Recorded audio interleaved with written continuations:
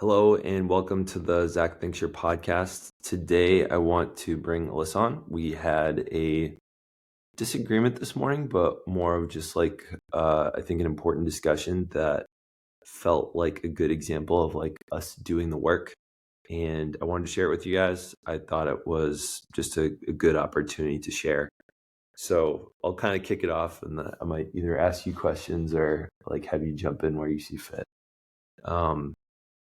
So recently, Alyssa and I, more you did this Desire and Fire retreat, helping you step into a more feminine role within our home, in giving me the space to be more in my masculine, which I feel super uncomfortable using some of this language. Yeah.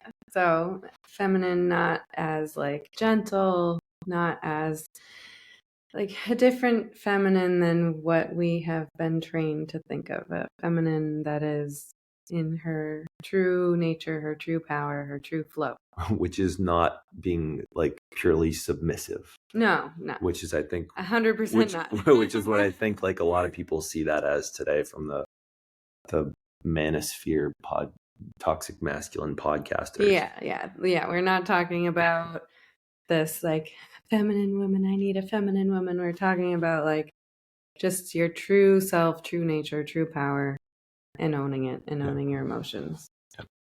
So the reason I just bring that up is because that ended up being like, I think, a really good cornerstone of what we actually discovered this morning. So this morning started out where Alyssa came to me as I had snoozed my alarm. I think I had felt over, realized she wasn't there, and then listened to it 3 times versus when she's there, like I jump up and like I get after it and I don't want to wake her from her slumber.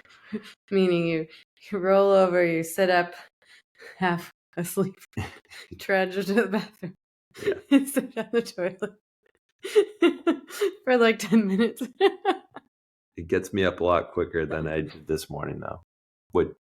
You're right. Anyway, I'm not jumping up either way.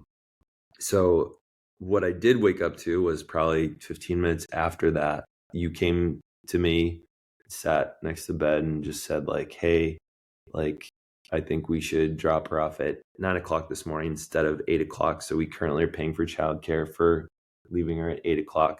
And we're under the impression that we have like a 10-minute plus or minus time around then that it works for us to drop her off. So it doesn't like disrupt the flow of like daycare's morning, unless it's like a doctor's appointment or something. I don't think we would feel bad about it, but but like the day-to-day dropping off 20 minutes late is not.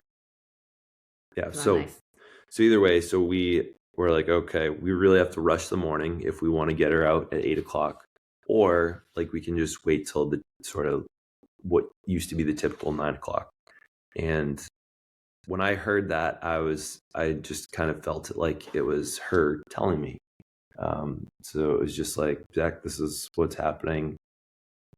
We'll come back to that in a little bit. But well, can I say this is your interpretation of what happened? What was really going on in my body, and which I totally own now. But like, you mean you want to talk about that part later? Yeah. Okay. We're just saying. Okay. Yeah. So I'm walking through the morning. I'm gonna pose a question: is like, where was the error that happened in the morning? So that happened. I was like, okay, not thrilled about it. I know to myself, okay, I'm gonna lose about an hour of like productivity / self-care this morning. Like I haven't journaled yet. I rushed my cold shower. There are a couple I didn't do one of my morning habits that I've been trying to work on.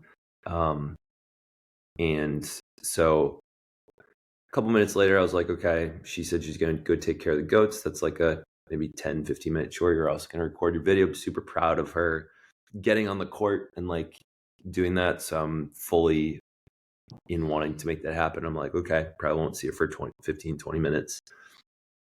I get up, realize that Everly's doors are already open. Okay, that's at least done, and notice the white noise was off. Perfect.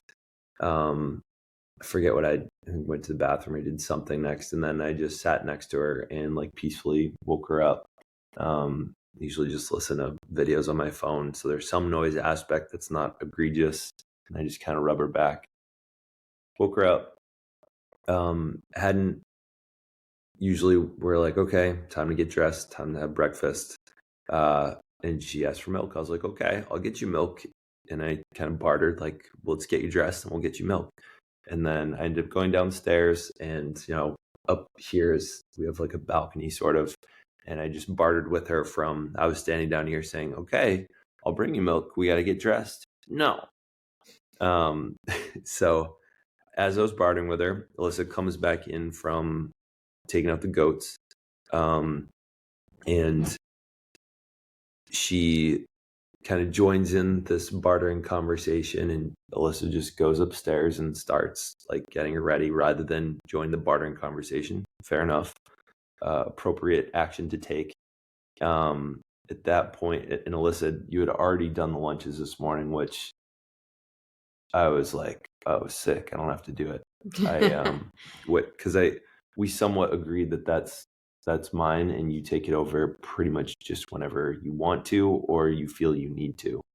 I don't think that's a major plot point to this scenario, but another aspect of you kind of taking over because I was underperforming. You were sleeping. I was sleeping. Underperforming in the expectations for the morning. So she's taking care of her. What the hell did I do down here? What did you do? You got her milk. I did get her milk. I guess you weren't up there that long. I was probably on my phone too, and or getting tea or something. I'm trying to cut out the coffee. It's hard. You come down, and within moments, so you guys were like cuddling and like wrestling on the couch a little bit, just having like a peaceful time, asking her if she wanted food. You brought her a pear. I don't know where the pear came from. It must have like been pre-cut or something. I didn't see a cutting board out. Got her some breakfast. Both of us are sitting. Magic pear. Just whipped it out of nowhere. Both of us are sitting on. I'm sitting on the chair over there. You're sitting on the couch here with her. We're kind of just having like a lazy morning for a little bit. At some point, she's running around and finds a Sharpie, and this is where the plot starts to thicken. And I'm thinking to myself, all right, we just gotta kind of recreate, like speak back to her what her issue is. Yeah, she was getting upset because we took the Sharpie away. Yeah, we wouldn't let her have it. And usually what I've found for the most part is like if you just say, did mommy take the Sharpie away or did daddy take the Sharpie away? Yeah. Do you know why we took it away? And sometimes you gotta repeat that 3 times, and then she kind of feels heard and can move on. We ended up replacing the Sharpie with a washable marker, made it to the kitchen where you kind of ran this conversation. I was trying to help calm her down. And at some point, why don't you share like what was going through your head at this point? Well, from my perspective, I was like, okay, we have a little bit of time. Like, we can do drawing for 5 minutes. That's fine. As this whole time, I really did not want to put her shoes on, did not want to brush her teeth, did not want to eat breakfast, did not want to get ready for school, wouldn't let me brush her hair. Every time I mentioned school, she said no. So we were just kind of trying to flow with her and work with her as best as we could until the marker. So yes, as Zach said, we had to take the Sharpie away that she found. She was upset. Zach has been doing this wonderful method of like recreating her, just saying, "Are you upset because of X of this happening?" and blah blah blah. Allowed him to do that as much as I felt I could. Because then as soon as I was doing it because I felt like you were not doing a good job of it. I tried to do it and I started to, and then I could see that like it wasn't getting through to her. So can repeat 3 times. It's okay. Repeat it 3 times. It wasn't getting through to her. She was still just really stuck on this marker. So I was like, maybe if we just get unstuck on the marker, we can move on. Got her a washable marker, went into the kitchen, said, we have 5 minutes. We can draw for 5 minutes. But she was still very clearly angry and upset and using the marker in a way that, she was definitely going to get it on her shirt and on her face and on herself. And meanwhile, I was also feeling like, oh gosh, we have to get her ready. Oh, you were also holding her shoes and walking behind her, and she was going like this. No, about clearly in my perspective about the shoes. So I was like, okay, let's just don't chase her with the shoes right now. Let's just give her a couple minutes with the marker. But then she started waving the marker around. I was like, oh my goodness. So, and no, at that point, like as you pointed out, like, hey, maybe don't follow her with the shoes. It was like I wasn't hit at all by her tone. And I think there was a moment of like, okay, Alyssa's taking control of the situation. So that was another indicator. I think the bigger picture that we're kind of uncovering here was there was a consistent confusion between the two of us as who was running the morning. I think what we would ideally like to see is that we're able to both, as you had said earlier, like dance in like managing the morning. And I didn't take the lead, and you kept feeling like you were disappointed that I didn't take the lead. yeah. And well, I was reluctantly leading. I didn't really want to. Yeah. And then the moment of just waving this marker around, I'll finish the moment. Yeah. And I was on the verge of just like taking the marker from her, and then I was like, Zach, please watch her.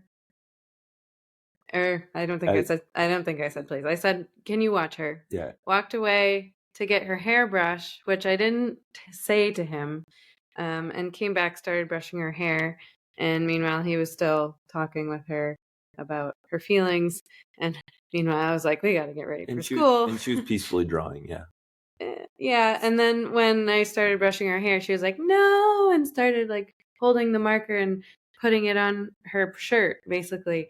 And I just took the marker and was like, no, we're getting ready for school. And then you took her shirt off. And I took her shirt off and showed her, and she was very upset, understandably. I was very upset.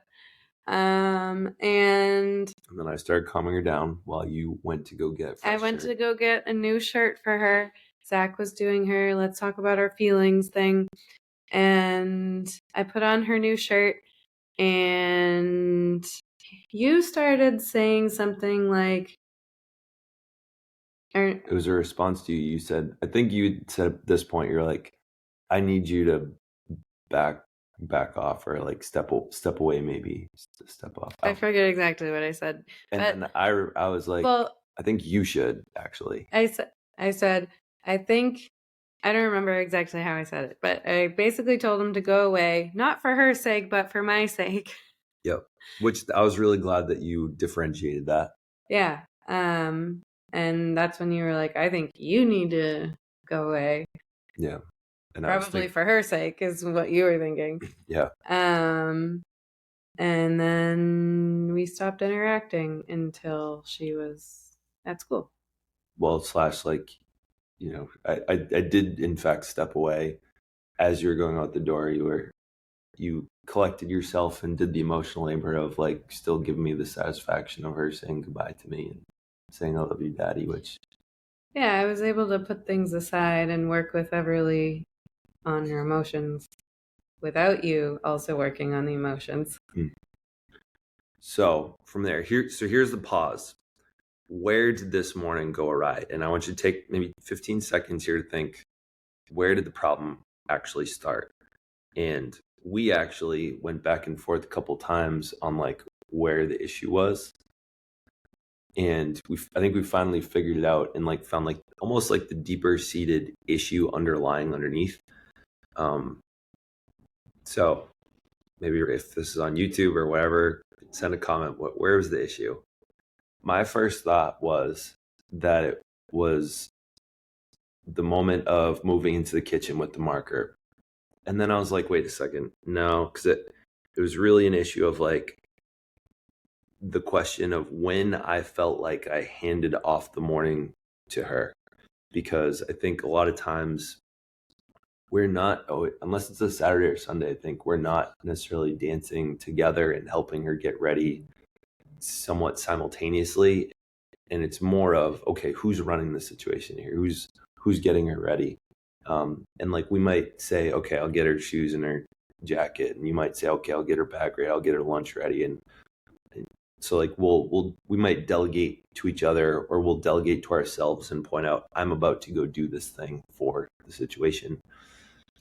What we recognized, I think, was, well, I recognized as you were sharing your upset with me, was the real issue actually started in bed. It was when you came to, well, one, I didn't wake up when I would have expected me to wake up. Two, when you said, however it was that you said it, of like, I think we should bring her to the 9 o'clock instead of 8 o'clock. You forget what I said before that. I said, because you were still sleeping. Mm-hmm. Or, yeah, you were still asleep. And I went in there. And I was like, so it was time to wake her up, which you knew. Yep. Even though you were asleep, like the sun was up, it's time to wake her up. It's very clear. What I said was, I want to go outside and take care of the goats and record my video. And we're going to have... You said first? Yes. And we're going to have to bring her to daycare by 9. Is that for sure what you said? That maybe one or two words are different, but that is what I said. Interesting. Yeah, and I'm realizing, like, I heard that as, hey, Zach, we have to take her by 9. Like, I don't want to rush. I think what I misinterpreted and what I heard versus what you said, what I heard was, hey, I don't really want to rush through the morning and bring her at 9, and bring her at 8. Like, let's do 9. And I think over the years, and a lot of times, I've heard you kind of share like the soulful approach of like, I don't want to rush. Like, I want to start the day off nice. And, we've had other situations in our life unfold where you've felt kind of deeply about something that I can't logic. Like, there have been moments where you've listened to your intuition, like, I don't think we should go to this party tonight, or I don't think we should do this thing. And I'm like, I want to fucking go, or like, I want to do this thing, but I'm going to listen to you, because there were one or two times where like, I think we really paid a price, sort of. And over the years, like, I've stopped pushing back. And what we kind of uncovered this morning was, you want me to push back. You want me to... Yeah, I wanted you to say, so in what I didn't tell you in this morning, like, I want to go outside, I want to take care of the goats, I want to do this video. And in between the lines, which is very manipulative of me, it's not like, it's manipulative of me to not tell you outright, I need you to take care of the rest of the morning with Everly.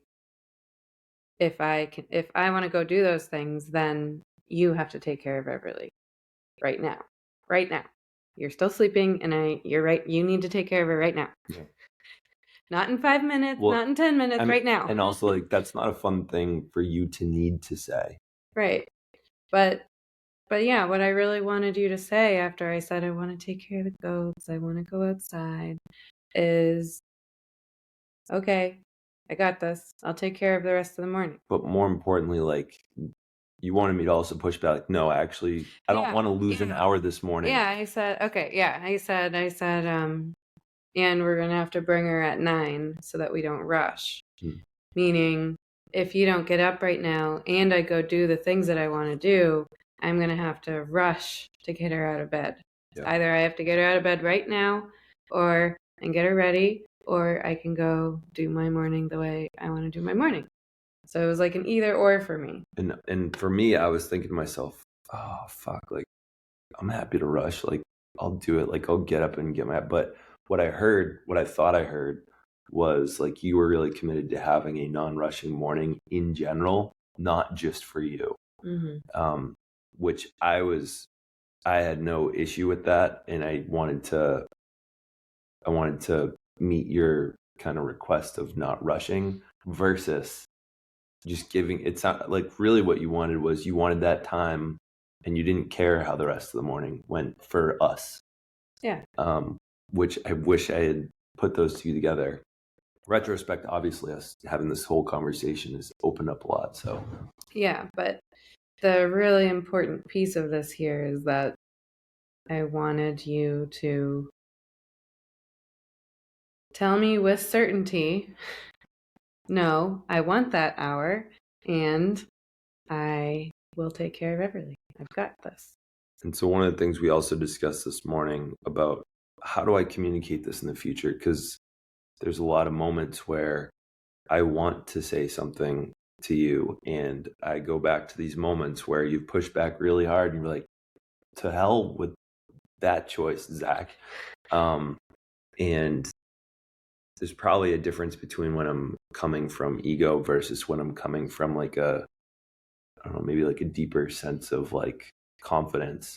But you recommended you trying to, when I feel like I'm really coming from a good place, using some of the language, I'm holding the line here. Yeah. Hold the line with me, God damn it. And don't let me don't let me.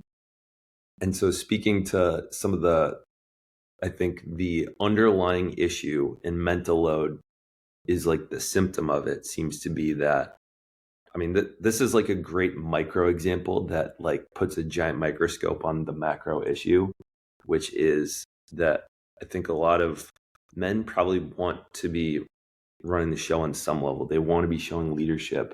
And at some point we lose our confidence in running the show, or it's like this like happy wife, happy life syndrome, I'm going to start calling it. Yeah. I'm going to start, that was the first time that came out of my mouth. Yeah. Happy wife, happy life syndrome. Yeah, I mean, but it's like it's the difference between like, yeah, I mean, I guess we can do that, sure, versus no, Alyssa, I've got this.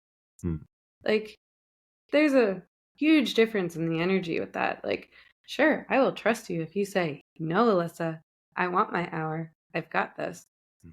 Sure, Zach, go ahead. That's fine. Versus, I don't know, like,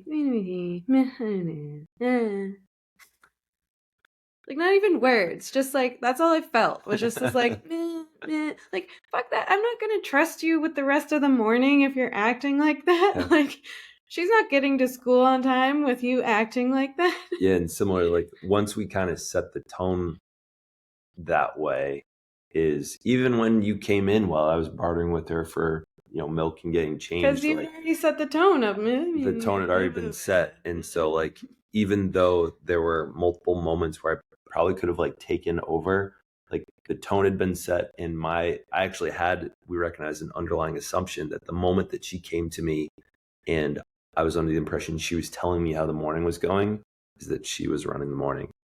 I did not want to run the morning.